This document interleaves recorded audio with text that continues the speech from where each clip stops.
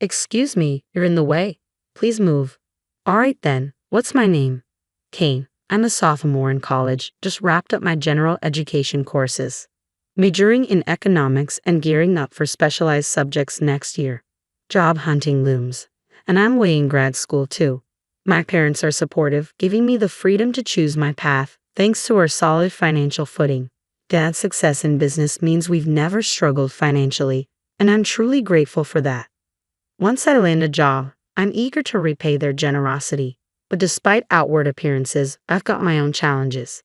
It's about my brother and his wife. Rick, my older brother by 10 years, and I have never really clicked. Despite what others say about opposite gender siblings with a significant age gap not being close, Rick and I have always conversed plenty. Yet closeness eludes us. Hey Kayn, could you run out and grab some comics for me and pick up a notebook for studying? Use your own allowance, of course. Oh, and grab a drink too. I've been running these errands for him for years.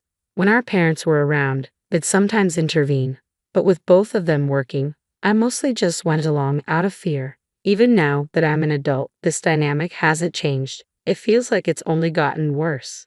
The tipping point came last year when Rick married Stacy, who's the same age as him. Stacy's attractive, but she's also pretty distant. I didn't warm to her from the start, and it turns out my instincts were spot on. You have a sister. Your parents are well off. I wonder if Caitlin could give us $5,000 as wedding money, Stacy once remarked, despite knowing I'm still in school. Fortunately, my parents stepped in. Kate is still a student living at home. The wedding gift will be the same as ours. Maybe a little extra, they replied firmly. But my brother and Stacy weren't satisfied. That's not fair. You're an adult now. You need to pay up. Yeah, we're family now. It's time to step up, they insisted. To avoid any drama, I reluctantly handed over the money my parents had given me. Frankly, both my brother and Stacy seemed pretty greedy. I had hoped to keep my distance, but they kept showing up at our house despite my objections. They never missed a chance to criticize me for living at home and commuting to college. You're still living at home. You're not planning to be a freeloader forever, are you? I don't want a sister who's just mooching off her parents. Seriously, even if your college is nearby, it's so lame. Why don't you move out? We could save on utilities and groceries, and there'd be more inheritance left for us. My brother said all this despite having commuted from home to college himself and even having to repeat 2 years. Stacy's remarks were just as cutting. My parents are still active and healthy, but she's already talking about inheritance. It's just tactless. I've held my tongue, fearing the reactions, but things have only worsened. Now, for some reason, they're bringing their belongings into our home, despite living just 30 minutes away in a spacious apartment. Rick, this stuff is cluttering up the place. Why bring it here? You have your own home, don't you? Mom finally spoke up, but Rick brushed it off. This is my home too. What's the big deal? Besides, Kayn has plenty of stuff here. Kayn lives here, after all. Well, I'm also a child of this house. You shouldn't treat your children differently. There's nothing wrong with keeping our things here. Stacy is part of my family now, so she's part of this household. Future in-laws, Rick will eventually inherit everything. Might as well get a head start, right? They continued to disregard my parents' warnings. Then, one day, things escalated further. On a weekend morning, I awoke to the heavy footsteps echoing through the house. Burly men filled every room, following my brother and Stacy as they shuffled belongings around, clearly hired for the task. What about this? Leave it there. But take that one away. Got it. Following my brother's commands, the men began moving drawers that belonged to my parents and me. They even started packing up my college textbooks and other daily essentials. Hey, what's going on? Stop this right now. Well, we were hired by them, one of the movers replied nonchalantly. No matter how much I protested, they paid no heed. Even my direct complaints were met with puzzled looks directed towards my brother and Stacy. Apparently, they had been hired for a handsome sum. Before I knew it, all the essential items were loaded onto a truck parked outside without a moment's pause. Oh, Kayn, leave your money. We'll put it to good use. And please take those 2 old folks with you. You can keep your wallet, at least. Don't think we're heartless. We've rented a weekly apartment for you to stay with Mom and Dad. 2 weeks' rent is already covered. Go there for now. Your belongings will be delivered there soon. What? You can't. But before I could utter another word, They escorted me and my parents out into the yard. I stood there, stunned, gazing back at the house where I had slept just moments before. Reality hit me hard. I couldn't afford to freeze in shock. I'm an adult now, not just a child needing protection from my parents.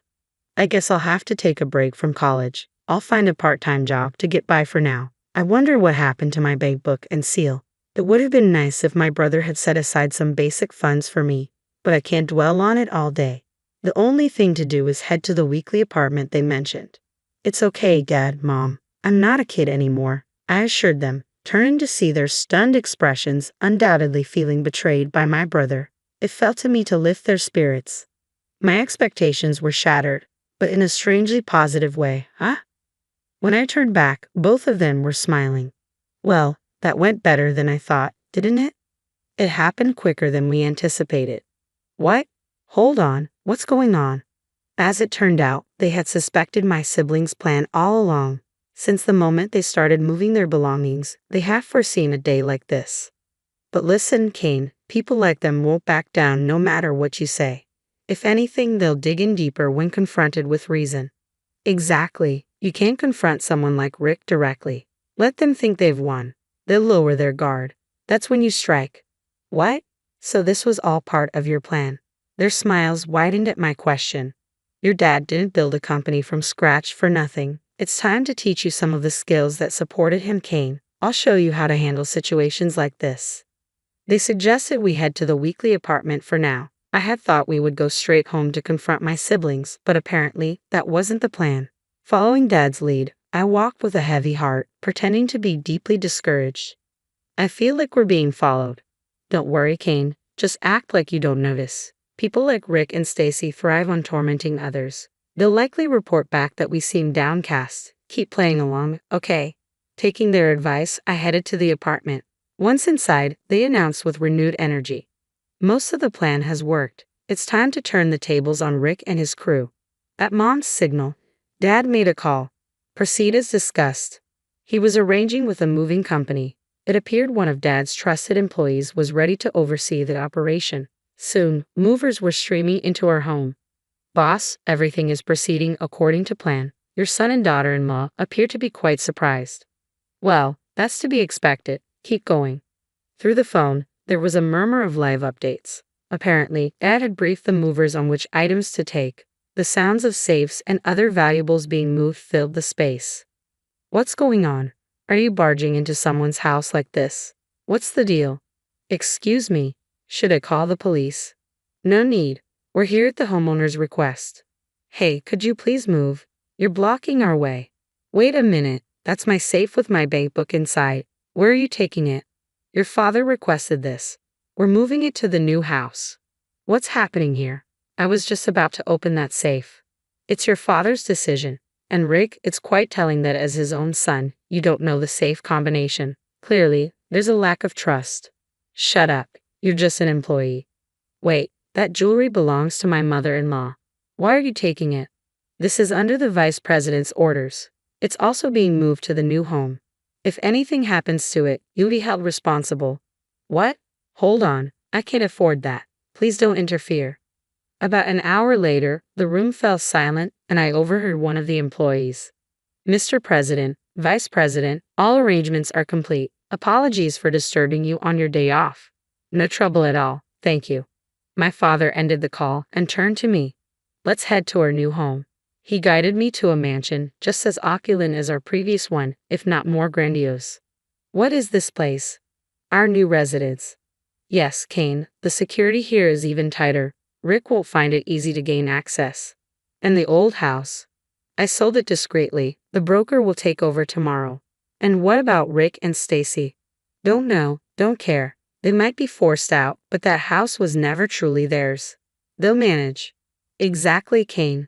We have a lot to do today with the move. We need to get everything settled by tonight.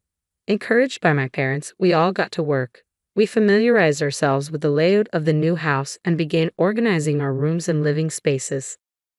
By nightfall, everything was in place. That evening, I was so exhausted that thoughts of Rick slipped away, and I fell into a deep sleep. The next morning, after a refreshing rest, my parents filled me in. They had been planning for this day since Rick got married. Rick has always been like that, and I suspected Stacy would follow suit, so I had a contingency plan in place. Moving into this house was part of it. It's a secret even from Rick, ensuring our peace here. What about Rick? I doubt they'll stay quiet after all this. You're right, Rick and his group are upset, but we have a top-notch lawyer from our company. It's clear who's in the wrong here, don't you think? Absolutely. Dad's legal advisor contacted my brother. They've been warned that any further attempts to harm us will result in a lawsuit. If that's how it's going to be, count me out. Upon hearing this, my brother abandoned his plans to seize our old home. They were left empty-handed, but that wasn't the end of it. Turns out my brother couldn't find a job after college. He was only working at Dad's company out of sympathy. There's no place for someone like you here. You're not my son anymore. Consider yourself fired. Following this incident, my brother, who lacks skills to begin with, appears to be struggling to secure new employment. Stacy, who valued money above all else, was furious. Rick, you're worthless without money? I want a divorce. She said that, and they divorced. But Stacy didn't escape consequences either. Dad spoke to Stacy's employer about the situation. They couldn't afford to keep her, especially if it meant jeopardizing a crucial client relationship. They let Stacy go with the condition that their business relationship would continue as usual. I can't believe this is happening to me. I was supposed to be the boss's wife, living the high life. All those jewels, that mansion, they were supposed to be mine. Stacy complained bitterly, but it was too late. She was left with nothing. Her family knew the situation but showed no intention of helping her. They're strange. Dad filled me in on all this. It made me realize that despite thinking I was grown up, I've been naive. There's still so much I can learn from my parents. I must keep striving to ensure I never end up like my brother or Stacy. Luckily, I still have time before graduating from college, so I'll keep working hard, following my parents' example.